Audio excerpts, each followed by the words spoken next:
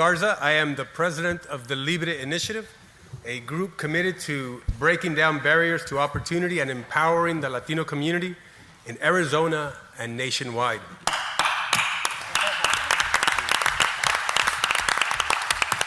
I'm excited to welcome you to Libre's Policy Forum as part of our recognition of Hispanic Heritage Month. I want to start by thanking Vice President Mike Pence for joining us. It is a high honor to be able to hold such important conversations directly with you, Mr. Vice President. Latinos from across the country must be a part of the policy solutions that impact all Americans. We're grateful you can be with us today.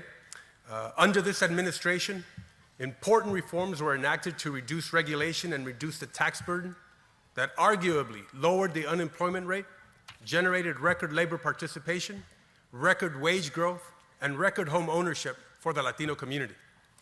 We are committed to continue working with the administration to further advance reforms that will allow all Americans to rise, like building on the First Step Act and continuing our discussions on reforming our country's broken immigration system. I want to thank Governor Doug Ducey for being here. You have... Yes.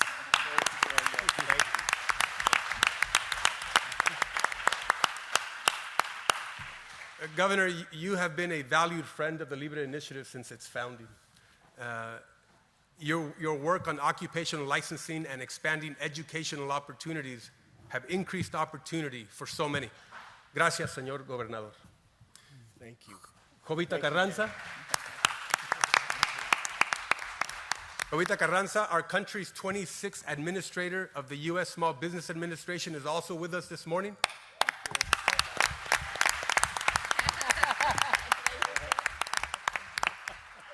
Thank you for what you are doing for our country's small businesses, the backbone of our local economies. Estamos orgullosísimos de usted. Gracias. I also want to thank Brian Mueller. He is president of the Grand Canyon University. Thank him for his hospitality.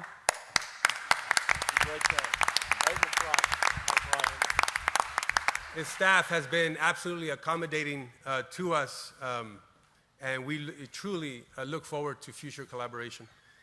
A special thank you to our local staff for all of their hard work in putting this important event together. And last but certainly not least, I want to thank our panel for being here. Janet Mendez, business owner. Thank you. Dr. Mary Manriquez, Pastor Emilio de la Cruz, and Mr. Cesar Zamora. Thank you for being willing to share your stories with us all. This conversation is incredibly timely. COVID-19's impact has spared no one. Latinos, many who are essential workers, fell ill at high rates and experienced job loss and economic insecurity as a result of the imposition of government restrictions. But still, our community remains resilient and optimistic. It's the American spirit.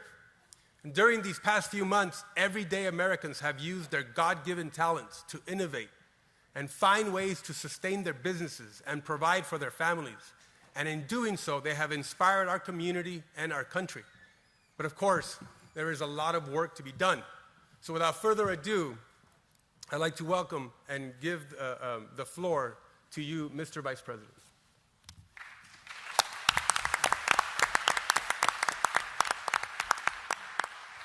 Well, thank you very much, Daniel. We are grateful for the leadership of Libre Initiative. Thank you for all that you're doing to advance the interest of Hispanic Americans across the country. It is an honor to be with you today.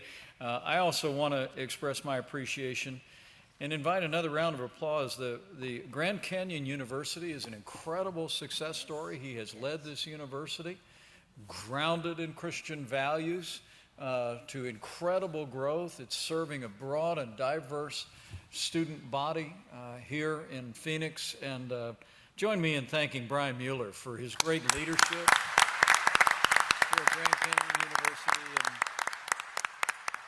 And thank you so much for your hospitality today, Brian. Also, I'm pleased to be joined by a member of our cabinet, the Small Business Administrator, Jovita Carranza, who will speak in just a moment. But I must tell you, to be seated once again with Governor Doug Ducey is a particular privilege for me. I can honestly say I was for Governor Ducey before it was cool. I met him when he was just a candidate for office. I was governor of the state of Indiana, and I saw his leadership then. I saw a businessman who was stepping forward to make a difference. And to see the growth in this state, to see the growth in your economy, to see his steady leadership over the last 8 months in the midst of this coronavirus pandemic, seeing Arizona through a challenging summer all across the Sun Belt. Governor Doug Ducey, I'm grateful for your leadership. Thank you very much, Particularly Mr. honored Vice to be President. with you today. Thank you. Thank you so much. And let me bring greetings to all of you. This is National Hispanic Heritage Month, and to all as we celebrate the incredible contributions throughout the life of our nation of Hispanic Americans. I want to bring greetings from a great champion of Hispanic Americans who, when I spoke to him this morning on Air Force Two and told him I was headed to Phoenix, he was reflecting fondly on the fact that he was just here a few days ago. So let me bring greetings from the 45th President of the United States of America, President Donald Trump. The President said on Monday, Hispanic Americans literally embody the American dream.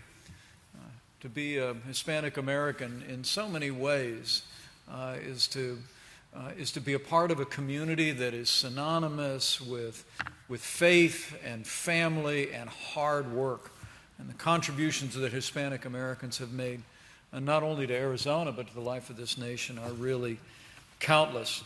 And I'm proud to say that in our first 3 years in office, we've made extraordinary progress in the economy of this nation. Under President Trump's leadership, with the strong support of our allies in the Congress, we cut taxes, we rolled back regulations, we unleashed American energy, we fought for free and fair trade, secured even a new trade agreement with our neighbors to the south and neighbors to the north in the USMCA. And the results were truly dramatic. It was 7 million new jobs created in those first 3 years, including nearly 250,000 good-paying jobs right here in Arizona. But nationwide, during this Hispanic Heritage Month, I know you all would be glad to celebrate with me that among those 7 million new jobs, 3 million went to Hispanic Americans, and more than 1 million Hispanic women entered the workforce all across this country.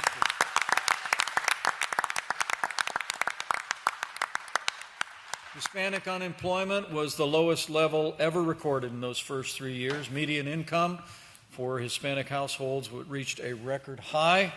1.5 million Hispanic Americans were lifted out of poverty, and I know, as Jovita will reflect in a few moments, there was a record high amount of home ownership for Hispanic Americans. In fact, we just got data earlier this week, Governor, that in 2019 alone, we saw the largest increase in household income in 52 years. Wow. And then, as we all know, the coronavirus pandemic struck our nation from China. President Trump took decisive action early on to put the health of America first. We suspended all travel from China. We declared a public health emergency. We stood up a White House coronavirus task force that I can say has been working with your governor virtually every week as we've greatly expanded testing, and Arizona played a critical role in innovating testing for the people of this state. We also saw to the delivery of literally hundreds of millions of supplies to doctors and nurses and hospitals across the country. In the midst of all of that, we've been in the process of developing new medicines like remdesivir, convalescent plasma, and I'm proud to report at this gathering here in Phoenix, we are well on our way to have the first safe and effective coronavirus vaccine before the end of this year.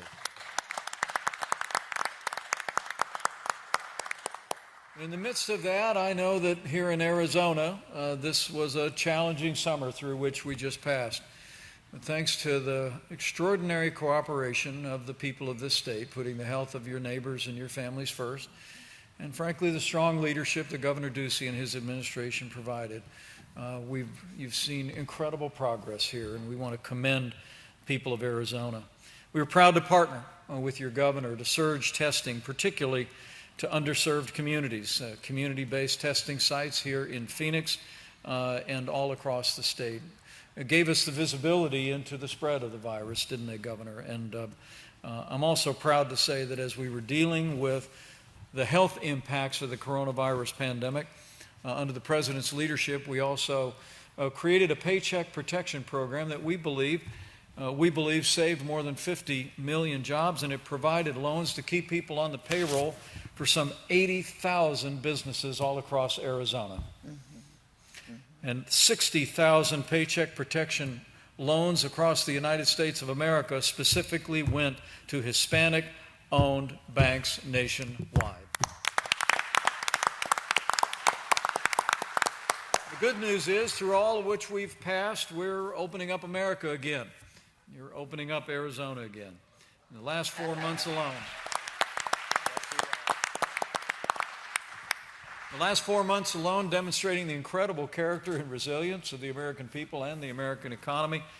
10.6 million Americans have gone back to work, including 140,000 people that have gone back to work in the last 4 months right here in Arizona. Of the more than 10 million Americans who have gone back to work in the last 4 months, as Javita knows well, 3.3 million of those jobs were filled by Hispanic Americans, and Hispanic unemployment has already dropped to 8.4%. So we're on our way back, Arizona, and Hispanic Americans are leading the way. Through the challenging days of the pandemic, it was the families in this community who did your part to look after those who, in many cases, we found were among the most vulnerable, and we want to commend you for that. But also the ingenuity, the hard work, the creativity, the faith of the people of this community is also leading us back to even greater heights. And as we go forward, I want to promise you on behalf of your president that we're going to continue to support this community. In fact, we just broke the news today that 2 of the largest infrastructure grants in American history have been awarded to Puerto Rico to help that territory recover. And we'll continue to support law enforcement. You know, one of the things the president is most proud of is the fact that half of our Border Patrol agents across this country are Hispanic Americans who secure our borders and protect our families every single day. And under this president, we've supported Customs and Border Protection, and we've also made record investments in border security and built more than 300 miles of a border wall on the southern border.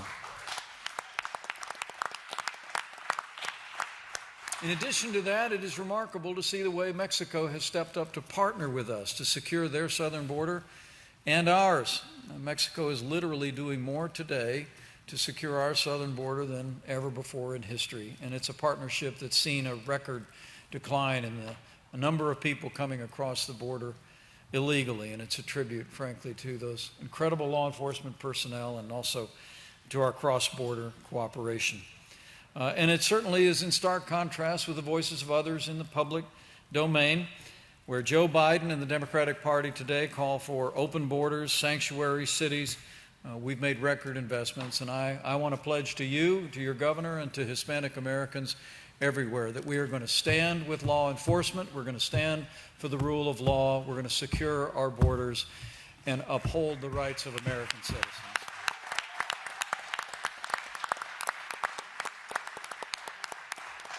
And also, while Joe Biden and the Democratic Party are talking about ending school choice, in fact, ending charter schools in America, I want people in the Hispanic American community here in Arizona to know that in President Donald Trump, you have a champion of school choice and a champion of charter schools.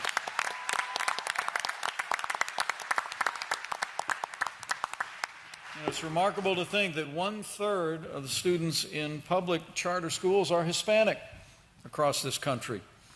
While some would like to shutter those schools, they're making an incredible contribution. In fact, here in Arizona, the governor informs us that 40% of charter school students are Hispanic, and 11% of students in American private schools are Hispanic. And so expanding parental choice, expanding public charter school innovation, I promise you will continue to be a priority for our administration. So with that, thank you for that. With that, I'm here to listen. I'm looking forward to the comments of our guests today, as well as your governor. But let me also just simply close by saying thank you.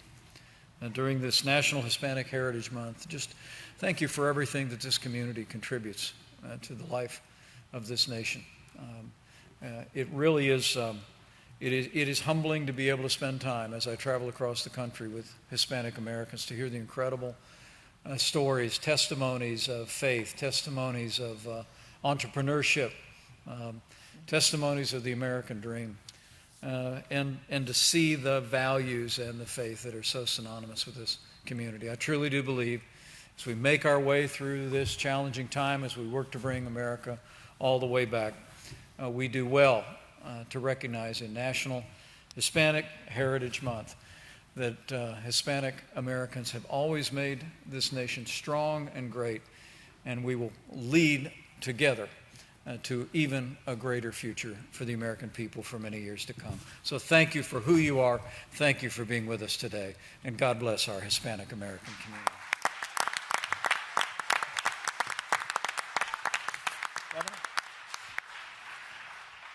Let me begin by just saying once again, welcome back to Arizona, Vice President Pence. We're thrilled to have you here and grateful for your partnership and leadership for our nation and for our state. I want to welcome Administrator Carranza. Thank you. We're thrilled with the small business results that we're having in Arizona, and I'm going to take a couple minutes and brag on those as well. And I want to say thank you to Daniel Garza and the Libre initiative.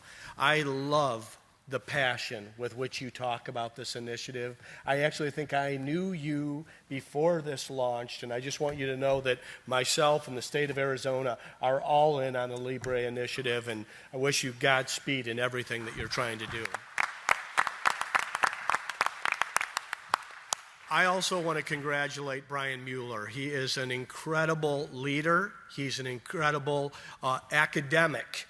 He is also a business person who has got an unbelievable model here at Grand Canyon University. They take the Christian mission and actually improve the area around them in terms of grade schools and high schools. And I don't think, and I'm here quite often, I don't think I can come to this campus without some new gleaming structure having been built, and none of it at taxpayer dollars. Congratulations, Brian. It's just an incredible success. It's been an unbelievable week in Arizona. On Monday, we had the President of the United States. On Wednesday, we had Ivanka Trump. Yesterday, we had the Second Lady, Karen Pence. Today, we have the Vice President. What a way to kick off Hispanic Heritage Month. I mean, it's an incredible celebration, and it's something that is reflective of the culture of the state of Arizona. We are home to 2.2 million plus people of Hispanic descent. They lead in areas like government, the military, business, elected office, and beyond. Many are in our audience today. So, again, I want to say to the Vice President, thanks for being part of this conversation. I also want to say thanks beyond today to the Trump administration and to your personal care and concern during the peak of COVID-19 in our state, your personal outreach, whether we needed additional PPE or ventilators for Navajo Nation, or that surge testing that was focused to Maryvale and South Phoenix. It was Vice President Pence and President Trump not delegating these duties, but calling personally for that. I'm grateful for that because I want to get back to where we were and above in Arizona. You know, the Tax Cut and Jobs Act had Arizona's economy booming with more momentum than any other state in the nation. Administrator, our unemployment dropped yesterday from 10.6 to 5.7. It's the largest drop in unemployment in Arizona in modern history.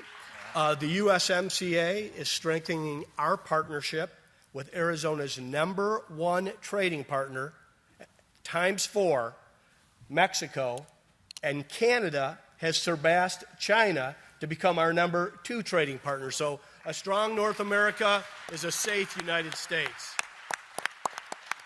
And lastly, I want to say Arizona is incredibly proud of its reputation around school choice. We lead the nation with over 500 institutions, over 200,000 children in schools of choice. And I think Grand Canyon University reflects also a school of choice and the success and excellence that it can have for Arizona children and families. We're thrilled that you're here today, Mr. Vice President, and looking forward to the roundtable. Thank you.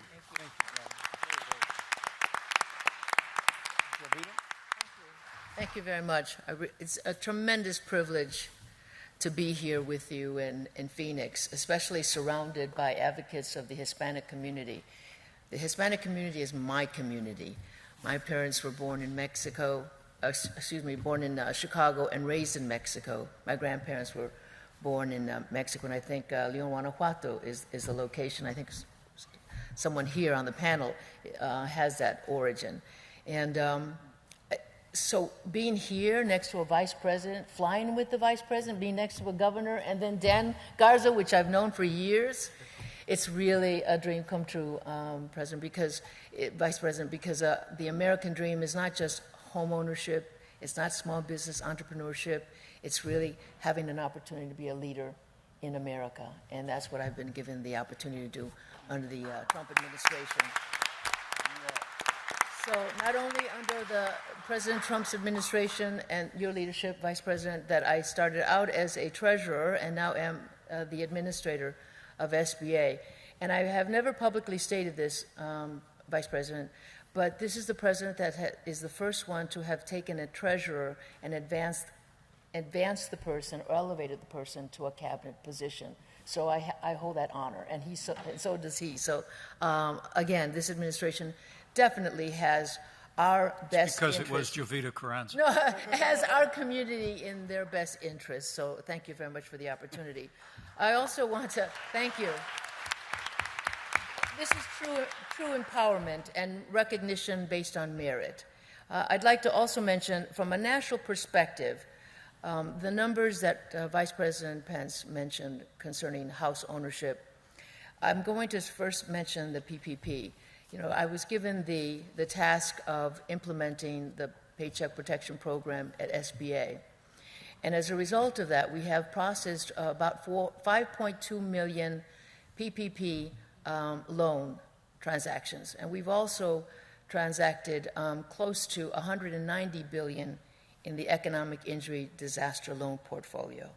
That represents about 3.2 million small businesses. So collectively, we've probably managed about 9 million small businesses. There are 31 million small businesses in the United States, and they represent 60 million employees in the United States. That's very, very significant. And in every state, small businesses represent about 93 to 94% of all businesses in a state, and they represent about 45% of the workforce. So the GDP of the small business sector represents $10 to $11 trillion. So the importance of sustaining this particular sector was a very strategic focus of the president and the vice president to keep the livelihood and the sustainability of that market. And he's been very, very successful. And I'm just, era mi destino de estar aquí para probar que sí se puede. And so, yes, and so the millions that I just talked about, small businesses, that represents close to $700 billion that have been provided through partnerships with the lending community, over 5,500 of them. And with their support, coordination, the coordination of Treasury, we've been able to distribute over $700 billion to the small business sector. I have visited those small businesses, and in the back room is our community. That PPP program also enabled the Hispanic community to be retained as the employees. So I've met welders, I've met chefs, I've met manufacturers, tool die, and it's just phenomenal what the Paycheck Protection Program has done for the Hispanic community, Vice President. It's that hidden power that the PPP has provided for our Hispanic community. We talked about home ownership. Between 2017 and 2018, there were over 365,000 new Latino homeowners. And when I read that number, I thought about when my mother bought her home for $18,000 in 1964. Now it's worth 50 times that. We still have her home. She's gone up to heaven, but she left generational wealth. That's what entrepreneurship does as well. Generational help. When a small business succeeds, they gain the support of the administration, your children will model what you do as adults and as parents. And in some cases, I visited businesses where the son or the daughter was standing right next to them, learning the business to take it over when the adult retires. So I've just been just so ecstatic. It's all these stories that you have to go out in the field, boots on the ground, to realize the value of the PPP as well as the EIDL. In addition to that, I wanted to mention that in 2019, as the Vice President has indicated, we have in our community, our Hispanic community, have realized the record number of home purchases by the Latino community. And that's phenomenal. That's because we have been able to be employed, we have been able to be educated, we have access to various educational venues, as well as we will also realize the tax cuts, which really helped significantly, and the Jobs Act. So this administration has not only looked at the entrepreneurship, but the educational piece, the tax structure, as well as trade. And we won't get into that today, but let me just mention the Hispanic CDFIs. There are community deposit financial institutions that are led by Hispanics. I'm not going to give you the number because it's a double-digit number. It's about 36 nationally. But they provided close to $4 billion under the PPP program. What's really unique is that they applied to become a delegated lender with SBA to be able to provide the funding. What we also did was partner with the private sector like Goldman Sachs and others, fintech companies, to provide liquidity to those CDFIs so that they could provide loans to the small businesses. So it's been a holistic approach to making sure that we stepped up and sustain the GDP, half the GDP with a small business. And in closing, I want to say that the medium Hispanic small business employee has about 1 to 4 employees as an average. And 70% of the $700 billion that I mentioned earlier went to small businesses that had anywhere from 1 to 10 employees. So, Vice President, we touched the smallest of smallest business, and we really tapped into the underserved market. And for that, I'm very appreciative of giving us that opportunity to provide liquidity to our small businesses. And in closing, thank you very much for the invitation and for being such a great host. Great words. Great words. Bueno, platiquemos. My senator from Texas, Ted Cruz, likes to say, America has to be that country where anybody with nothing can achieve anything. Yes. To do that, we need a strong and vibrant free market system. Latinos need the free market, and the free market needs Latinos. I like to think of us as a vanguard for the free market system, and that's our work, is to create that. And our small business owners are champions in that effort. I want to introduce Jeanette Mendez. She is a business owner, and she'll introduce herself real quick here. But, Mr. Vice President, COVID, as you know, had imposed restrictions from governors across the country in trying to mitigate the contagion of the spread of the infection. But that, of course, brought a lot of small businesses to their knees in prayer, trying to overcome what these challenges brought onto them. Jeanette, I know that in your business, you had a unique situation where your admin staff, you're a contractor, a designer as well, an architect. Your admin staff was decimated because of initially the infections. And so you had to resort to digital work from home kind of thing. But then something happened to bring it back. And I want you to sort of talk about that story as to how you innovated and how you overcame the challenges that were imposed by COVID. Thank you. First of all, thank you for having me here. It's an honor. Vice President, Governor, thank you. My name is Jeanette Mendez. I was born and raised in Mexico. I was sent here when I was 20 years old to a university. My father believed that the United States was the #1 country, and he was a dreamer. And that dream came along the family. My sister, so am I, have degrees in here, and we're very, very grateful for Arizona because our degrees came from this state. We love this state. And in return, as I was going through my schooling and my experience in working, I always wanted to give something back. I was younger. I didn't know how, but I knew eventually God will put me in the position where I was going to be able to do it. I'm a Christian. I love God, and I think everything that happened is because of Him. So being that said, I started working and consulting. I'm an architectural designer. Within that, I went out to market and started consulting for investors, contractors, and I partnered up with this crew, the Patterson Homes. We do amazing work here in the Valley. We employ 60% of Hispanics. I feel very, very encouraged and proud to say that because that being said, we educate our people in the company. These people do hard labor for us, electricians, painters. All these people come from the Hispanic community. We educate them, open up LLCs, do taxes. Why? So that you guys eventually can be homeowners and just, giving those privileges to our employees. In the pandemic, we were forced to shut down because we're such big company there with all these employees going in and out, and they say we can have this. We got some of the employees infected in the company. As business owners, we said no. If God is with us, nobody's against us. We're going to pray, and the power of prayer, we're going to make this happen. We cannot have people unemployed because what's going to happen to their families? They're providers, and that's who we are, Latinos. We do everything with passion. We want to provide to families. We want to help each other. And I said, okay, so what are we going to do? Homeowners don't want us in their homes. Nobody can do any kind of construction investment right now. The economy, it's so insecure, it's so unknown what's going to happen. So we, as Latinos and like who we are, we innovate. And that's who we are. I mean, Arizona is one of the growest states in the economy. It's just blooming right now. So we decided if we can do this, what are we going to do so we can fulfill and succeed and we're not going to shut down? So we reinvented ourselves. We use our gifts and our talents, and we said, okay, I'm an architect. I can do anything right now, but we're not going to shut down. You're a contractor, and then we have our families. What are we going to do? We started fogging. We came up with this fogging systems, and we're just going to provide these services for now. Who wants to be part of this? Let's just innovate. Let's reinvent ourselves.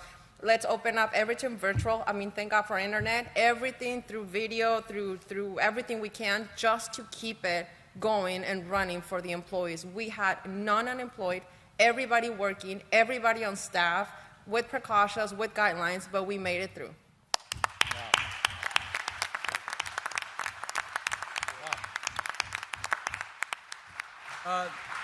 Dr. Manriquez, you serve a unique customer base as a doctor. And Governor, here in your state, a lot of folks live in the rural areas, isolated from cities, and they are very far away from healthcare, access to healthcare.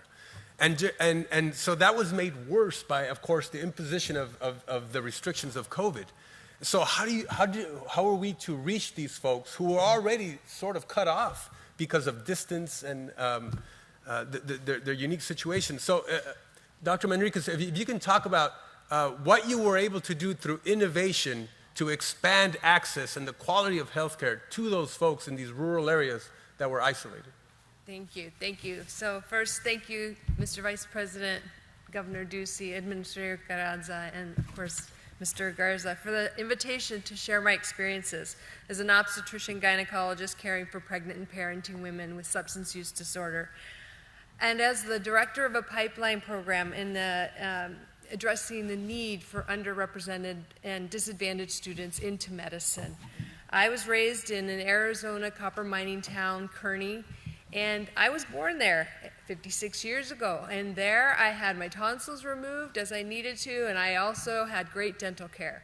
Today, the people of most rural communities need to travel 1 to 4 hours to access advanced health care. And in my specialty, that means having your babies delivered.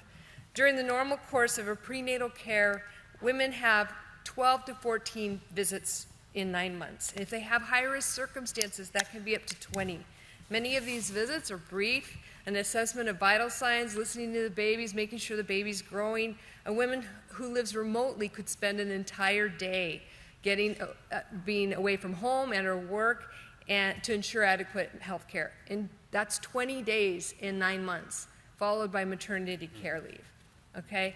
Telemedicine appropriately offered with two-way communication, technologies such as Dopplers to listen to babies, portable blood pressure machines, units that relieve the huge burden and reduce missed appointments that really burden their health, as well as, you can imagine, busy visits in the office. Conversely, regulations such as the Ryan-Haidt Act add the burden to the unintentional outcome of making it difficult for providers to feel comfortable to give care to the most vulnerable of patients. COVID-19 rapidly required solutions to care for patients in a virtual format. Fortuitously, we were able to, at least anecdotally, demonstrate that their care wasn't compromised. On the contrary, I'm able to see my patients in their home environments and ask questions that are related to social health determinants that I may see. A very important need for humans is to relate. The most likely physician to recognize negative social determinants of health is one who has personally experienced them themselves. Recruiting students from rural, native, and urban areas without resources is so important in providing unbiased and competent care, compassionate care. At the University of Arizona College of Medicine, Phoenix, we intentionally recruit those individuals, put them through curriculum that give them a leg up and level playing field. Many of them become leaders as they matriculate into medical school and are contributing to the advancement in health for their populations. Physicians like myself support immediate legislative steps to make permanent many of the regulatory reforms instituted by the federal agencies to fight COVID-19. In fact, in a recent poll, the majority of Hispanics are in favor of relaxing healthcare regulations to give more flexibility to doctors, nurses, and researchers who are fighting COVID. We ask you, Vice President, and the Congress to ensure the healthcare deregulatory efforts are made permanent. Thank you. Thank you, Doctor. We'll do it. We'll do it. Cesar, education for our children is vital. Daniel, if I may, By all means. I'm just so impressed with the first two. I can't imagine what By all we're means. here next. Tough acts to follow. I want to really commend Jeanette for talking about reinventing your business, for your obvious testimony of faith. It's very inspiring. Reminds us of what we're celebrating in National Hispanic Heritage Month. And I just want to commend you for that, for being there for your employees and seeing them through. Dr. Manriquez, thank you for being there, being a caregiver, as well as an academic during this challenging time. And I just want to tell you and all those gathered here that the innovations that President Trump and our team at the Center for Medicaid and Medicare Service advanced in telehealth, we are going to make every effort to make those permanent in the years ahead. Okay? So thank you. It's a wonderful affirmation. I just want to encourage you. It's because of necessity is the mother of invention. It was for you, Jeanette.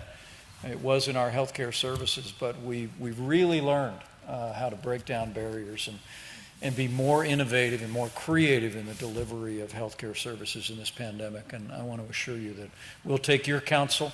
We'll work closely with Arizona, with states around the country to keep that innovation as a part of our 21st century healthcare system in this country. So God bless you. Back to you, Daniel. Thank you. Cesar, there's no question that we are individuals, and but yet our public school education sometimes seems like it's a one-size-fits-all. Each family faces unique challenges. Their children have unique talents and skills or challenges.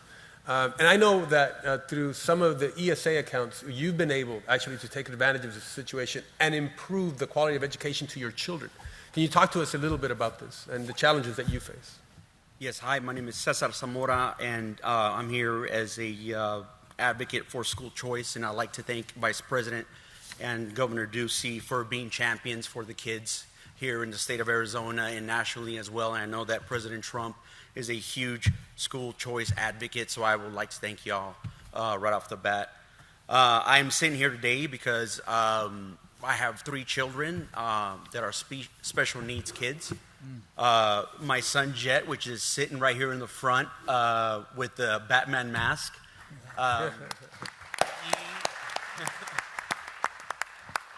He is why I am here today. In first grade, Jet was diagnosed with dyslexia. And in first grade, he just was having a horrible time at school. And he was even crying in the mornings. And he was telling me that he wanted to drop out of school in the first grade.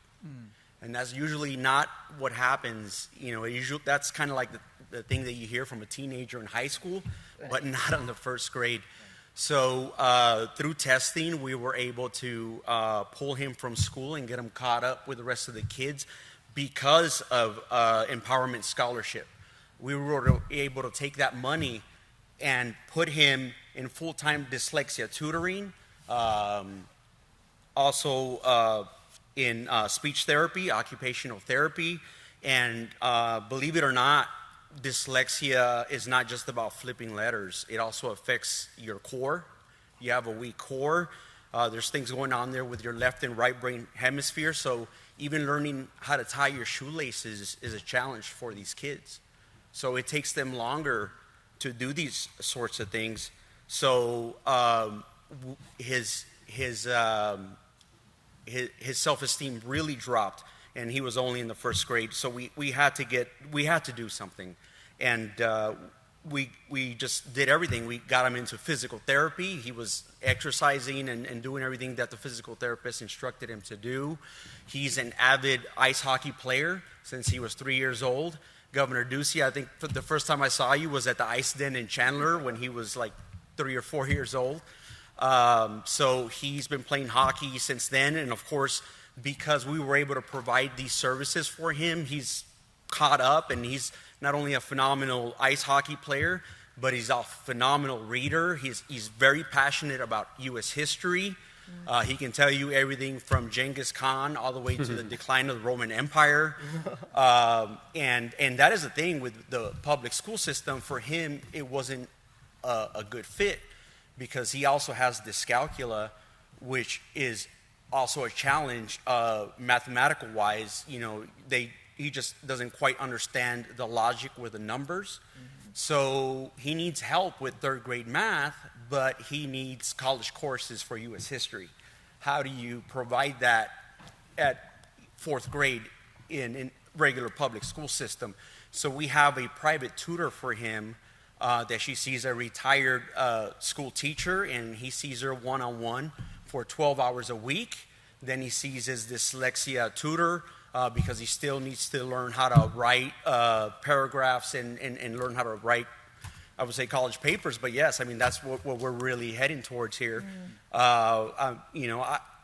Getting that federal funding and investing it in my child and being able to use that, I'm looking out for my child's best interests. And I am here now because I think that special needs children need that continued support through school choice and empowered scholarships as well. And I think it's just such a wonderful program here in Arizona. And when COVID hit, we were lucky that we were already tied into that program because we were able to get people on Zoom or telehealth and continue those therapies and continue all that. And everyone else that wasn't tied into that type of program, they kind of got shuttered out, and everyone was like, what am I going to do? I'm just going to sit here with my kids. I can't go to work now. So we were blessed that we were tied into the Empowerment Scholarship. And I just, because of that, I mean, I could be raising the first Hispanic president here, and I don't even know it, right?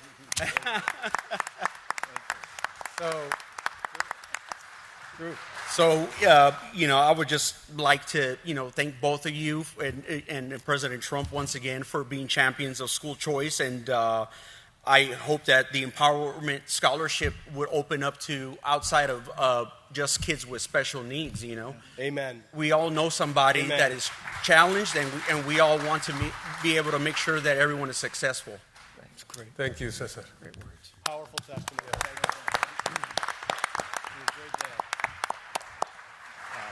you. A huge dimension of the Latino community is faith, Mr. Vice President. And I'm proud to have Pastor Emilio de la Cruz with us.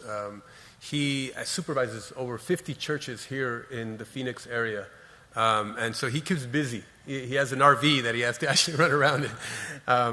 But, obviously, the current situation has made life difficult for folks who like to congregate in churches. And so I'd like to, Pastor, if you could talk a little bit about those challenges and what you did to overcome them. And I want you to focus specifically on how it's impacted our youth in their character development and their spiritual connectivity. Thank you, Brother Garza. Thank you. Such an honor to be here with Governor Ducey and our Vice President of the United States of America. It's what a great honor to be here with you. I'm representing, of course, our churches and our pastors. I've been a pastor for 34 years and have loved it. Wouldn't want to do anything but be a pastor. But, these times that we're going through, our pastors have not been exempt from the struggles and the battles and the challenges of this time. And many of our churches and our pastors are going through some very, very hard times. I have been challenging our pastors to cast their net on the other side of the boat and do things differently. And so we've had to go online with our church services, and I oversee Hispanic churches, and a lot of our churches were not really high on technology and all of that, online giving, none of that. So we've been trying to train our pastors and help them, coach them, and help them to meet the challenges that we're going through. But our churches, our pastors, we're ready to regather. We're ready to regather. We're a community. We're a family. I'm thankful. I thank God for the internet and online services and to be able to reach all those people that we weren't reaching before. But there's nothing like coming together with God's people and worshiping together. And we want to sound a trumpet. We're holding back because we don't want to overstep. We want to walk alongside of our civil leaders and do it right. But if you let us, we will probably stand up and sound the trumpet and gather the people and pray. And I think it's very important because the church, today people need more than anything, they need hope. More than anything, people need hope today. And they need a major dose of hope. And I believe only the church can give that. And so any direction that we can get, I would love to see some kind of fast track, of course, to reopen fully and confidently by Christmas or by the New Year or soon, tomorrow, this Sunday.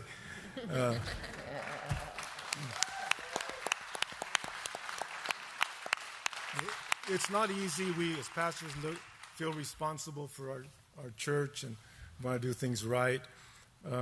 Our young people, I believe that for a lot of our young people who in our Hispanic churches are at risk, I believe that many times the church makes a difference between which path that young person takes.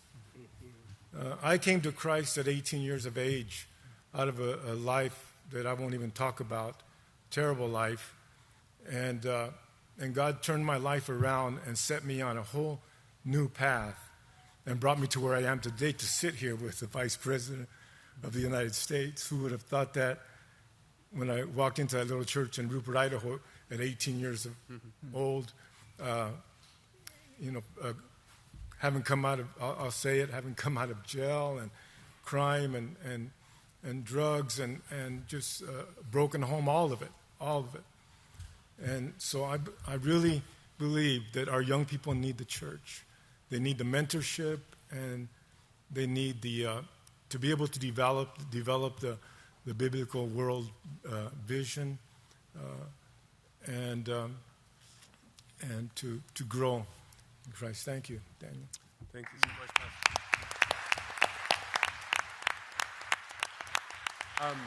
So before we close, Mr. Vice President, I don't know if you have any last words that you would like to say.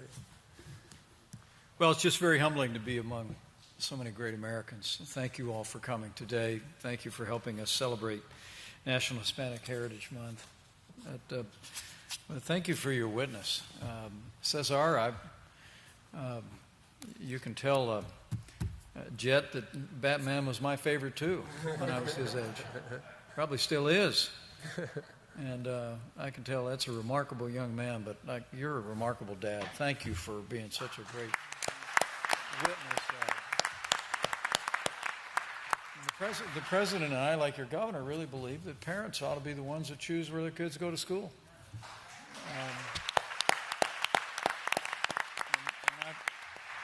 I promise you, I'm going to remember for a long time the way that you and your family stepped up for your little one in such a unique circumstance. It's truly inspiring. So I want to thank you for sharing your story, and to Pastor De La Cruz, the honor is mine.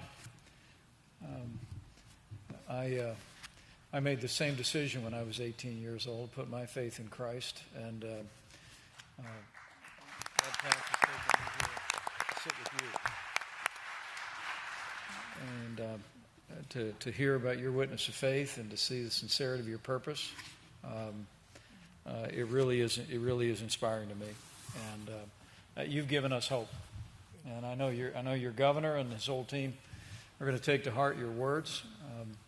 There's that verse in the Bible that says, "Don't absent yourself from the assembly," as some are in the habit of doing. And I want you to know we're going to work closely with your governor of states around the country to do everything we can to get our churches, all of our places of worship, open back up again so the people of God can come together and pray. So we'll work toward that day, and I want to thank you. But Daniel, this has really been an inspiring time. I'm going to leave here reflecting on your words that Latinos need the free market, and the free market needs Latinos, and that much is certain. Thank you for the Libre initiative. Thank you for your great advocacy of the great Hispanic community all across the United States, and that 2.2 million strong, Governor, here in the state of Arizona, And growing. just like the great state of Arizona. But I have to tell you that maybe Jeanette's words are most inspiring to me, and they explain an awful lot. We've heard about faith, we've heard about family, we've heard about caring for those in need, we've heard about entrepreneurship. But I really do believe that what Jeanette said is something that I've observed in the Hispanic community all of my life, and it's something I most admire. She said, Latinos do everything with passion. So I want to thank you for your passion. I want to thank you for your passion for faith, for freedom, for free markets, and I truly do believe that with this great Hispanic community and the passion and faith of this community, the best days for Arizona, for this community, and for America are yet to come. So thank you all very much. God bless you. And happy Hispanic Heritage Month. Thank you all.